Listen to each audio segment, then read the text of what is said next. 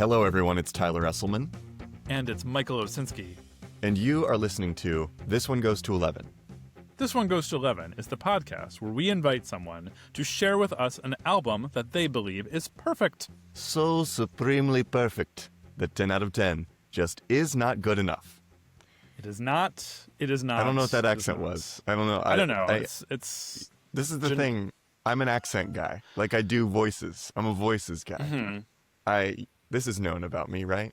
Yeah, I think it's known. I mean, I think you could call that European. Yeah, this was generally European. Yeah, that was a European accent. Yeah, somewhere in Europe.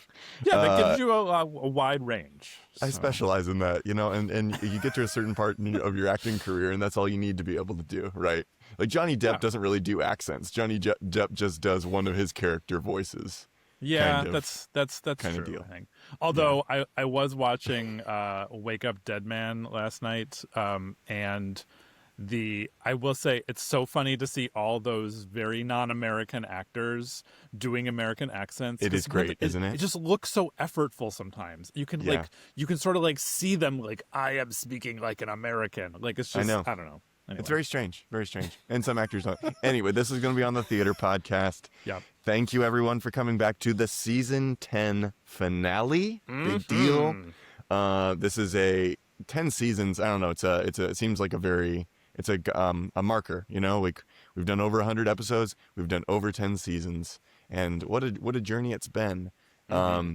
It's been really fun. We've been having a lot of fun talking about some older albums this season, because if you don't recall, the brief was that we're having all repeat guests, and they're all nominating an album from before they were born.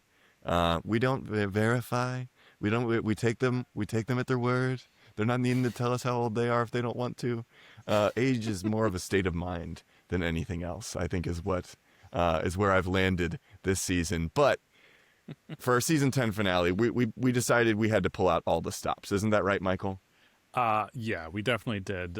We have brought back a guest who we adore to talk about a very, very significant album that we've been dangling the carrot all season long, and so now we're finally revealing it. Astute listeners will recall that we said the season 10 finale was going to have a true banger, an all-time banger. Oh yeah. And who's here to tell us about that album, Michael? Who is it? We are welcoming back the one, the only, the Barrymore Award-winning Kishia Nixon. Hey, Kishia! Hey, y'all! Yes! What's up? I'm back! She's back. We talk about your episode all the time. That's why. This is why you're such a big deal to us. Is that was like the Frank Ocean episode is one of our best, hands down. Yes. Oh man, that was such a great episode. It was just so. I go back and listen to it. I go back and listen to like all of y'all episodes all the time, and just like the little part of me is like, ooh, it was just such a great time talking about that album, and I still bang that album still on rotation. Me too. Yes, it's still in rotation for me. It suits. It's like a good pair of jeans. You can dress it up. You can dress it down. You can wear it with boots. Like this is. Blonde is something else. But how have you been? How have you been since we last saw you? It's been years now. It's been years since we last did our episode. I've been great. Moved. I've run a Barrymore. I have been like in a few plays that I'm really proud of. I played Kamei in Mountaintop. That was really like a goal of mine. And I've just been like taking one day at a time. The world is going crazy right now, but it's still little pieces and pockets that I can find. What are you talking about? I would just like to share the text thread that I between me and Kishia after she won the Barrymore Award. Which, if you don't know, the Barrymore Award is like the Tonys for Philadelphia theater. Yes. So when I found out Kishia won, I sent her a text that said, well, I'm glad that Philadelphia finally caught up and realized how great you are and gave you a frickin' Barrymore. To which Kishia responded, Michael, we both know I've been here. Everyone else is just late. That's right. Exactly. Which- And that's And exactly you can what take it is. that to the bank. Yeah. That yeah. is. Put the That's money in my true. hand, please. I That's asked true. that question when I Yeah. accepted the award. Like I got up there and I was like, How much do I get money? money for this? And everybody was like, no. And I was Everybody's like, like, why no. is everyone so excited? Ain't that just the way? That is tale as old as time. Well, yeah, I can tell you, I'm glad that you have been doing the good work in the Philly theater scene, so that it was Thank you. ready for Michael's return. I'm excited to see what theater is going to be. Michael's going to have to do a little theater in Philly now that he's back. I Yes, think. he has to. Please, we miss you. We Yeah. need your genius again. I Seriously. think it'll happen. It's taking some time, but we'll Yeah. figure it out. It's seasons of life, baby. Seasons Yeah. of life. It's going to be here. Yeah. Well, okay. So we've set up that you are the person that is going to be making the case today. But tell us, Kishia, let's not leave everybody in anticipation for that much longer. What album hath thou brought for your second appearance before the This One Goes to 11 tribunal today? I have brought to the Midnight Society, if you would accept, Michael Jackson's Thriller. Whoa. I've heard of it. Yeah. Let me It stop. seems it's so crazy. It's so crazy because this pending movie has Michael Jackson's like in my algorithm a lot now. Yes. And I mean, and then I started Yes. listening to the album then, and that even Mhm. boosted it up more. But it's a Yes. Michael Jackson Same moment that's here. happening right now. What's your Same feeling here. of that? Are you excited? Oh, I'm very excited for the movie. They've Yeah. done Michael Jackson movies before, and I'm like, what are these? Stop it. But I see this one, Yeah. and I'm very excited to see like how it goes. And also, same with me. Every store I go in, I hear either Billie Jean or Librarian Girl or like I always hear Michael Jackson all the time. And it's always been like that, but it's like a little bit Yeah. more now, but because of like Yes. the movies coming out and everything like that. But I'm very excited. Okay, Michael Jackson. He is the king of pop. He is a figure that I think pretty much. I mean, you start to read about him, and then when they don't really write about people. They don't really write about people the way that they write about Michael Jackson, other than like, deities and like Yeah. culture changing characters and people. Mhm. It's kind of the level that people write about Michael Jackson on, which is a little overwhelming to kind of like wrap your head around. There's just so much wrapped up in Michael. So we decided we were going to really open the floodgates on the everyone's favorite segment on the show. Michael, what are we calling our segment today? We are calling it A Beginner's Guide to Michael Jackson's Thriller in somewhere around 180 seconds. That's amazing. For anybody who's maybe a little out of the loop on Michael Jackson, his cultural context, the context of Thriller, the album, then Michael's got something for us today. And hopefully it'll just kind of lay things out, like what we know about Michael in this moment. Michael, did you have anything else you wanted to say about it before you went ahead? I do just want to say, like, we've done this also to provide some context for this episode, since we are talking about an artist who has been in the spotlight for good and bad reasons. And just a heads up to our listeners that we are going to mention during this intro, and then potentially later on in the episode, we are going to discuss issues regarding sexual abuse. So if you are listening or viewing right now and this is not your bag, then just we're giving you a heads up, and maybe we'll even try and I'll give a heads up. I'm not gonna try and do any time markers or anything like that. Yeah. We'll see where But it goes. I mean, I left things out of this. Like, it's long, and I left a lot of things out. It's Michael Jackson. Okay. It's part of the So- it's when the monoculture existed and everyone knew who he was and everyone listened to him. So Yeah, that's anyway. true. Okay. You ready? You want to do it? Oh, I'm ready. Yeah, no, I'll give you a countdown. You want a countdown? Okay, yeah, give me a countdown so I can feel like we're doing a regular thing. All right.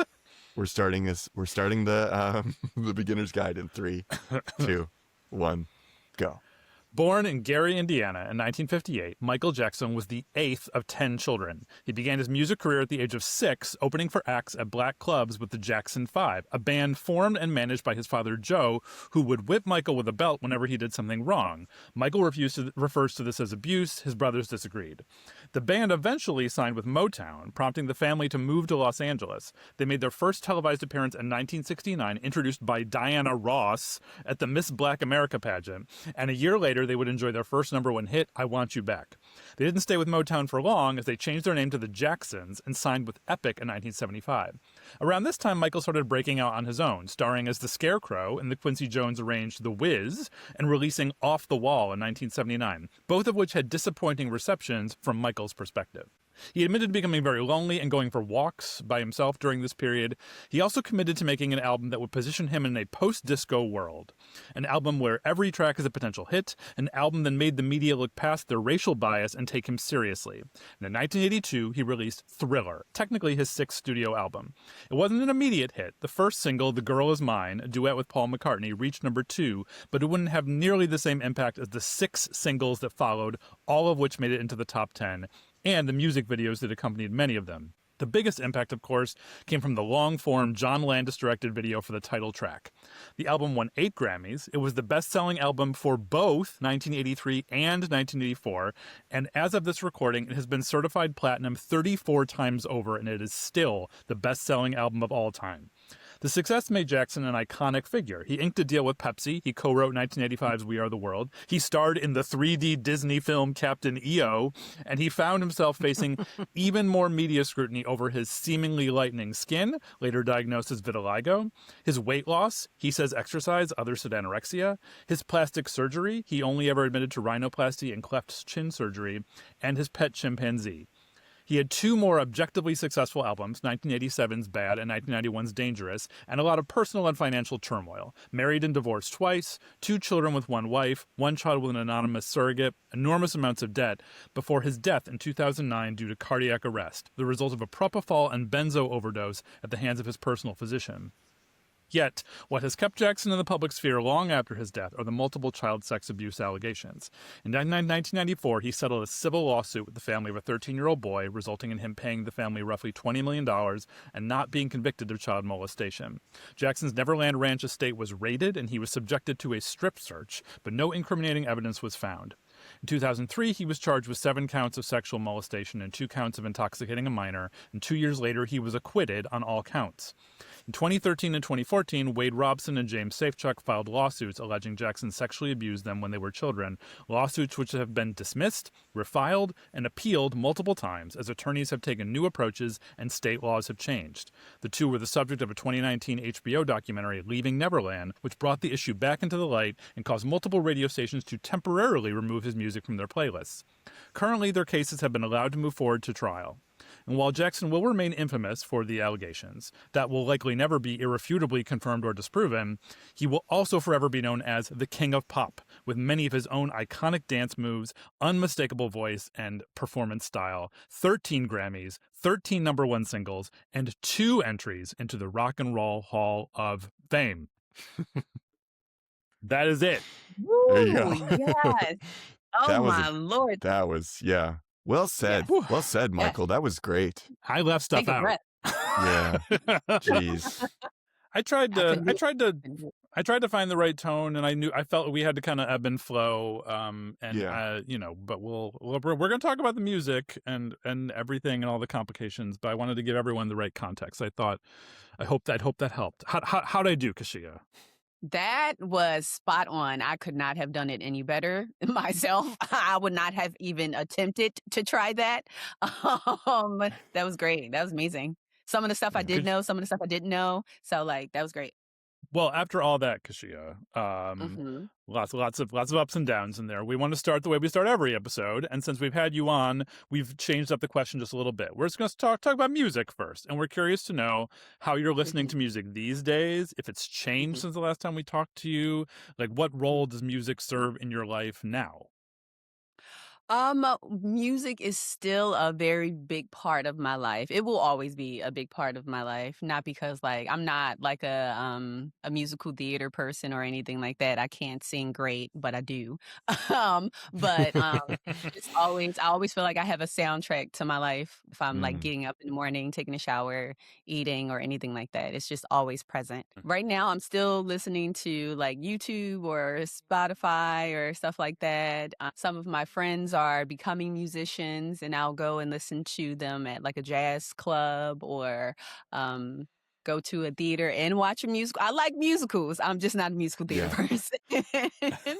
That's kind of how So I yeah, am too. I'm like, I'll never be like a performer for musicals really in any serious sense, but I do right. enjoy the art form so much. Yeah. And like I just feel like music is all around us too. Like birds. Yeah. I just was listening to the birds today and I didn't have anything playing, but that was ambient music. So it's just Mm. it is a really big part of my life. I feel like if I don't have music, I would not be able to function. And I probably said that last time and it's still true. Still now. Yeah. Hey, that's fine. We That's we fine. commiserate. We commiserate with the affliction.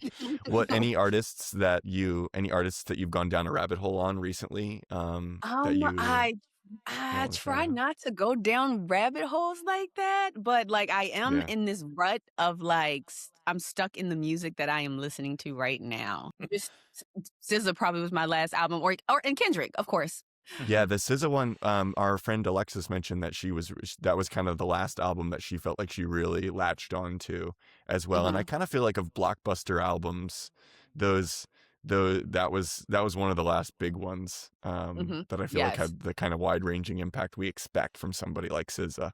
She's Hmm. she's the best. She What the is. fuck? Oh my gosh. How is I'm she so just good? like, stop. I was so upset that I couldn't see her and Kendrick in concert. Ugh, broke my heart. St. Louis tries to claim her because she was technically born here, but Uh-huh. I think she grew up in D.C. or something like that. She's not Yeah, actually from something St. Louis, like but we like to claim her a little bit. that's a good one to claim. That's a good one. Yeah, we have some good ones, and not even just Nelly anymore. You know, like Oh gosh. it's I gone mean, yeah, beyond Nelly. I think Sexy Red's from St. Louis. I think that's. Sexy Red. That's a good one. She in there. Yeah. Yep, Sexy Red. Hmm. We'll take what we can get in St. Louis, to be honest with Yes. you. Uh, Was there any music you listened to for the mountaintop in particular? For the mountaintop, I did have okay, so this is Michael Jackson is one of the songs that I listen to get amped up for every show is Wanna oh, Be Starting nice. Something. So, Wow. like, I listen to that all the time in any show. Okay, so maybe let's get into Michael's. Where do you feel like your relationship with Thriller, the album, started? Do you remember where it started? Do you remember meeting this album? Um, the thing is, I met this album in, like, fragments. Mm, Because, like, of course, when I don't care, I was born in '89. hmm. So when I'm listening to this, well, getting this music, we didn't have the internet. So I couldn't just like type in Michael Jackson and all his stuff comes up. I had to Right. wait.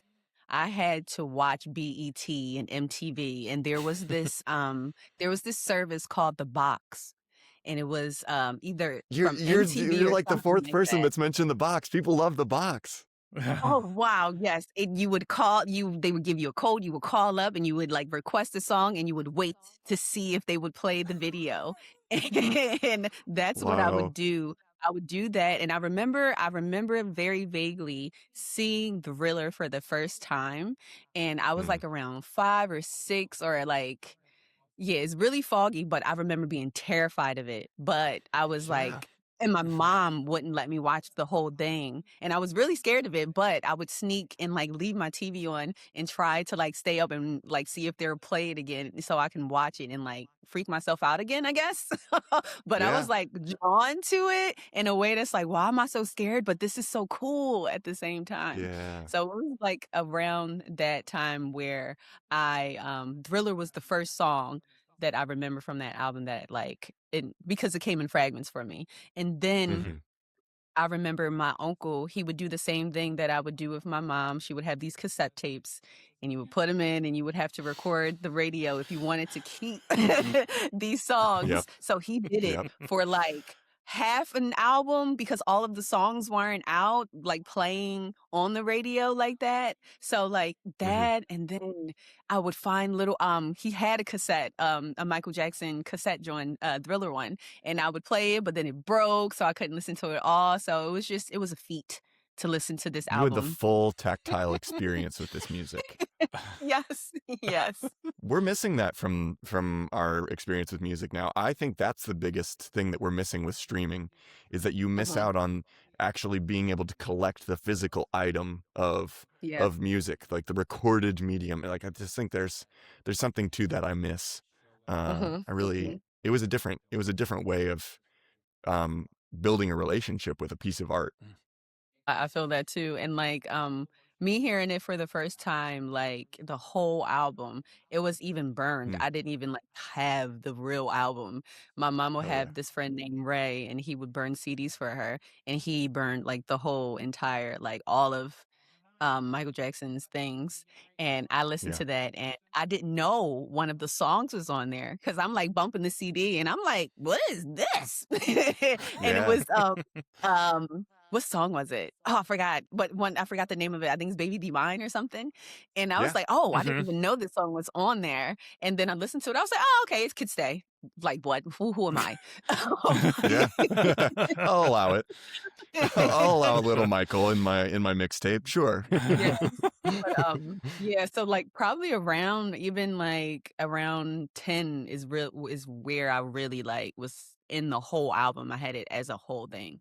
And did it lead you down like another did you like go get all of his other albums, or how did like, or has it more just kind of simmered with you? It more like when I find an album I really like from a person, I listen to it until I cannot listen to it anymore, and that never happens. So I Mm, just continue to listen to it, and then yeah. I'll come out of my box and I'm like, okay, what else do you have I might like? Because I'm so like, Hmm. I like this. I don't want any changes to this music. And you know how like artists evolve themselves and grow and stuff and want to change their sound. And I'm like, Yeah. sometimes, no, your sound is fine. Just keep it like that. I want this. And I didn't want Right. that. I didn't want to be disappointed. But I was never disappointed when I did step out my box and find out how Yeah. much of a genius he was. It's his music is still everywhere. It's become the soundtrack of the Western Hemisphere, or really the soundtrack of pop music. Well, yeah, 'cause that pop especially, because I feel like if you had to define pop music, what it sounded like, I mean, especially in the 80s going into the 90s, like Hmm. it was what Michael Jackson sounded like. Because I mean, he sounded a little bit like lots of different things, but just a lot of people were copying him. I mean, I would argue that a certain Mr. Timberlake's first solo album, Justified, feels like a direct attempt to create a Michael Jackson album. I have a theory that album, that Justified, Ooh. is him trying to be Michael Jackson and Stevie Wonder, and his second album is him trying to be Prince. And Oh. yeah. Now I gotta listen to Interesting. okay. Gotta listen to that. Interesting. Also, this is a little quick side tangent. I'm dying to listen to the audiobook of Britney Spears' memoir, because Michelle Williams, not Destiny's Child Michelle Williams, the other Michelle Williams, she reads the book, and there's a chapter in there where she talks about a time that she and Justin were dating, and he came across a bunch of like black hip hop artists, and he suddenly like did this real awkward code switching in that moment, and she was like, who is standing next to me? And Michelle Williams like does an impression of Britney Spears doing an impression of Justin Timberlake trying to sound black. Like, Oh my lord. Oh my Yeah. lord. Dude, that's God. heavy.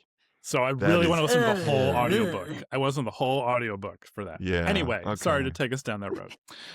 That's probably part of the racial barrier breaking, that the effect that he had is feeling like he opened the floodgates to not only black culture being more accepted by a white audience, but by a white audience feeling more like it could claim part of his culture in some ways. Mhm. I had the same But yeah. feeling watching the music video too, by the way, Kishia. Like when it would come on in the house, my parents would warn me. Like if we were watching MTV, like, oh no, Thriller's coming on, and I would run into another room, and I would I would just, Michael, but that's it so cute. only if it was the long form video. If it was the short form, I was fine. But I didn't like the part where he suddenly revealed his face and he was scary. That's the part that I hated. I can handle the dance. The dancing is Dancing's amazing. It's so good. Amazing.